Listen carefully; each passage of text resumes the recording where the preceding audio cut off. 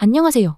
응카 채널입니다. 오늘 영상을 시작하기에 앞서 여러분들은 2023년 전 세계에서 가장 많은 전기차를 판매한 회사가 어딘지 아시나요? 바로 테슬라입니다. 그리고 현재 그 뒤를 바짝 따라붙고 있는 브랜드가 바로 BYD라는 중국의 배터리 회사입니다. 아마 차량에 관심이 없으신 분들이라면 이 BYD라는 이름을 처음 들어보실 수도 있겠네요. 대체 어떤 회사길래 전 세계의 유명 차량 회사들을 제치고 판매량 2위에 이름을 올린 것일까? 많이들 궁금해하실 텐데요. 이 BYD는 1995년 비아디 시럽이라는 이름의 배터리 회사로 시작되어 휴대폰이나 전자기기 등에 들어가는 배터리를 판매하며 성장해왔습니다. 그리고 전기차가 본격적으로 등장함에 따라 BYD도 전기차 시장에 발을 들이기 시작했습니다. 중국에 위치한 도로명 야디의 중국 병음인 비아디의 머릿글자인 비아디로 이름을 지었으나 이후 빌드 유어 드림즈의 약자로 변경되어 현재는 BYD라고 불리고 있습니다. 전기차 시장에 있어서 압도적인 저력을 자랑하던 테슬라. 그런 테슬라를 바짝 추격하던 BYD는 결국 2023년 4분기 잠깐이지만 테슬라의 판매량을 추월하며 세상을 놀라게 했었죠.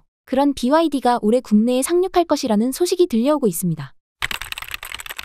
올해 상반기에는 국내 시장에 공식적으로 차량을 공개하고 하반기부터는 본격적으로 판매를 시작할 것으로 보이는데요. 국내 출시 모델은 BYD의 대표 모델인 중형 SUV 아토3와 소형 SUV인 돌핀, 중형 세단인 실 이렇게 세 가지로 예상됩니다. 고성능의 프리미엄 브랜드들의 전기차를 제외하고 대중화가 이루어진 중저가 전기차와의 정면 승부는 피할 수 없어 보이는 상황입니다. 특히 국내 터줏대감인 현대자동차에서도 이 아토3를 구매해 직접 연구를 진행하는 것이 목격된 만큼 확실하게 BYD를 견제하고 있는 것으로 보여지는데요. 현대자동차가 BYD를 특히나 신경을 쓸 수밖에 없는 것은 이미 한 차례 맞대결을 펼친 전적이 있기 때문입니다. 작년에 일본 시장으로 동시에 출사표를 던진 현대의 아이오닉5와 BYD의 아토3의 정면 대결에서 아이오닉5가 400대 판매된 데에 비해 아토3는 1500대가 판매되면서 약 3배가 넘는 차이로 BYD가 유의미한 승리를 거뒀었죠. 그렇다면 기존의 전 세계 자동차 회사들을 제치고 이 BYD가 두각을 드러낼 수 있었던 이유는 무엇일까요? 가장 중요한 부분은 저렴한 가격입니다. 이전에 비해 전기차 비율이 높아지고는 있지만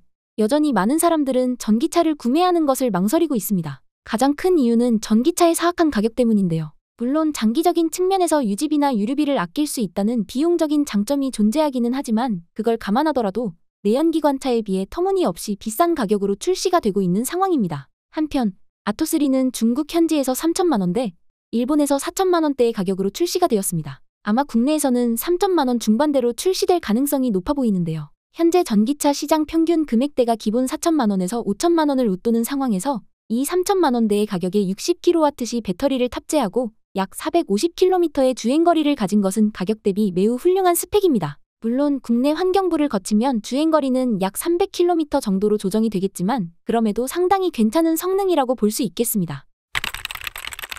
사실 중국산이라고 하면 부정적인 인식이 있는 것이 사실인데요. 모조품이나 질 낮은 물건들을 워낙 많이 생산하고 유통했던 전적이 있다 보니 사고와 직결될 수 있는 차량 생산에 대해서는 더더욱 신뢰할 수 없다는 의견이 많습니다. 그러나 이 BYD 차량들이 유럽에서 실시된 안정성 테스트에서 별 5개를 받으며 현대나 기아 차량보다 더 높은 총점을 받았다는 사실. 물론 아직까지 충분한 데이터 베이스가 쌓이지 않아서인지 실제 탑승해보면 디테일적인 부분에서 부족함은 있으나 차량으로서의 기능은 훌륭하게 해내고 있는 것 같습니다. 이제는 더 이상 중국산이라는 이유로 마냥 편견을 가지고 볼 시기는 지난 것 같아 보이네요. 그럼 이 차가 올해 안에 국내 출시가 된다고 했을 때 보조금 또한 고려를 해야 하겠죠. 이번 2024 환경부 보조금 덕에 LFP 배터리를 사용하는 차들이 받을 수 있는 보조금이 대폭 줄어들었습니다. 그래도 BYD는 테슬라보다는 상황이 조금 나아 보이는데요. BYD 차량들의 V2L이 탑재되어 있어 기존 국내 차량들만 받아가던 혁신 기술 보조금을 받을 수 있게 되었고 LFP 배터리여도 에너지 밀도가 높은 배터리를 사용한 차량에는 보조금을 더 지급한다는 항목 또한 있어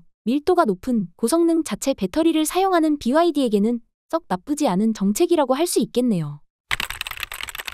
세계적인 인식을 고려했을 때 차량의 브랜드 이미지와 신뢰도에 있어서는 당연히 BYD가 국내 차량 브랜드들에 비해 떨어진다고 볼 수 있습니다. 그러나 전기차 시대가 점차 다가오면서 그것은 옛날 이야기가 되어가고 있는데요. 언제가 될지는 모르나 결국 내연기관 차량들이 자취를 감추는 시대가 올 것은 분명합니다. 세계 각국에서도 전기차를 상용화시키기 위한 정책을 계속해서 펼치고 있는 것이 그 증거겠죠. 여전히 차량의 전체적인 완성도나 탑승자를 위한 디테일, 디자인, 운전보조 기능과 같은 것들은 현대 기아가 앞서 있는 것은 분명합니다. 하지만 전기차 시대라는 새로운 출발점에 선 지금은 BYD의 무서운 발전 속도를 보았을 때 그 결과를 감히 예측할 수 없을 것 같습니다. 이미 해외에서는 BYD의 판매량이 현대와 기아를 훨씬 앞서 있는 상황입니다. 국내에서도 꽤 많은 분들이 BYD의 출시를 기다리고 있다고 하는데요. 과연 국내에서도 BYD가 여러 브랜드들을 제치고 왕좌를 차지할 수 있을지 많은 이들의 주목을 받고 있습니다. 그러나 한국에서는 아무래도 구입과 AS 측면에서 편리한 국산 차량을 선호하는 편인데다가 아무리 품질에 대한 인증이 있었다고 해도